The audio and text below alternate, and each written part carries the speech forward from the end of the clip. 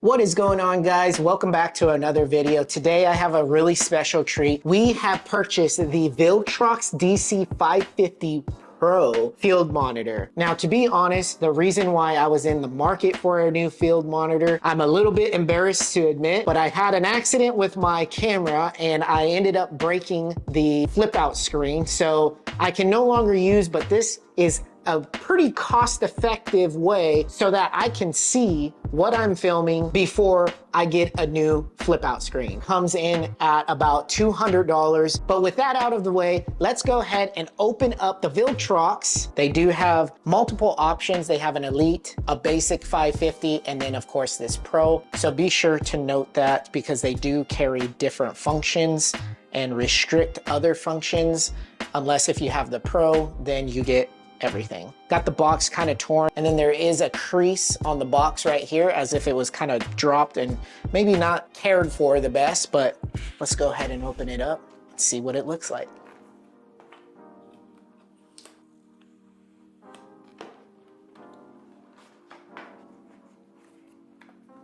All right, that's pretty cool. The case is really nice. Did not expect for it to come in a case, but something to also note that this case is already scratched up. So not really sure if this is like a used item at this point or not. Let's go ahead and check this box. Please note that this is not an in-depth review about the VILTROX DC550 Pro. If you would like an in-depth review, please comment down below and I will be sure to make that video for you. The screen is nestled deeply in there, very secured, so it does regain my faith that it's not damaged or anything. There we go, the back of the VILTROX where the battery goes in. Turn it around. This thing is really cool. Now, I've read up on a lot of monitors recently before this purchase, and one of the biggest things that I liked about the VILTROX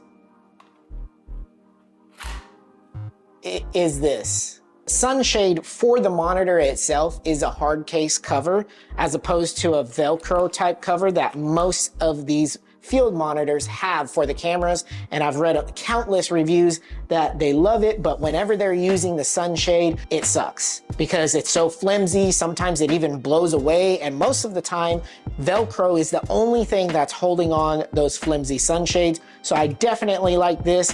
The sunshade is just clipped on. So if you do not want it, you just clip it off. And here we go, the VILTROX DC550 Pro.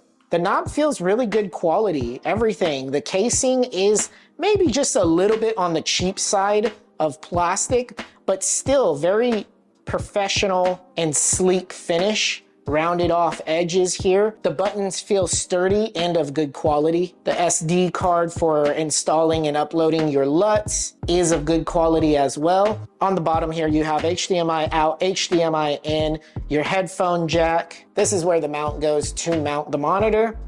On the side, you have a 12-volt DC power, another mounting option. That's actually kind of cool. I did not know that. And a 5-volt in. I'm very happy with the feel of this. I'm very happy with the quality that it feels in my hands. Let's dive into the battery here. Now, I've read mixed reviews on the battery. It is a basic NPF 550 battery, but what's really cool is that you can charge it directly. And the mixed reviews I've had about this is that the battery is white and the unit is gray. And it does add a unique color combo once it's installed to the back of the monitor, since the monitor is gray and the battery is white. Some people like it, some people don't, but honestly, I don't really care. It's kind of a cool contrast to me. The one thing that my OCD is not really liking is the fact that the battery goes in one way and you have your VILTROX upside down. That's really weird. But in order to release the battery, press the button above the battery, slide it to the right, and you're good to go. Let's see what other goodies we have in here. Ah, yes, the mount. Definitely need one of those. And earlier versions, I did read that the mount for this monitor was cheap feeling, but this, honestly, the later versions, I think they changed it up and they've actually listened to the consumers.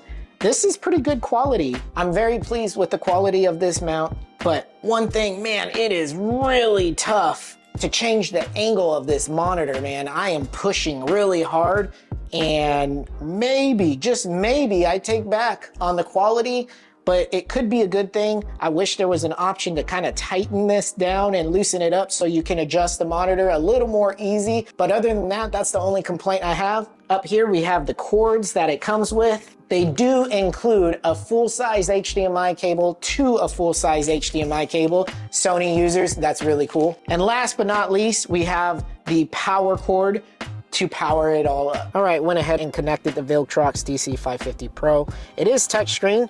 You can access your volume bar by here. And what's really cool is you can use these toggle bars by just clicking them on and off. Give you an example of the sound right there. Next up, you have the histogram, and you can go ahead and toggle that on and off. I already have that on. Vector scope selection right here. Toggle this on by just lightly tapping.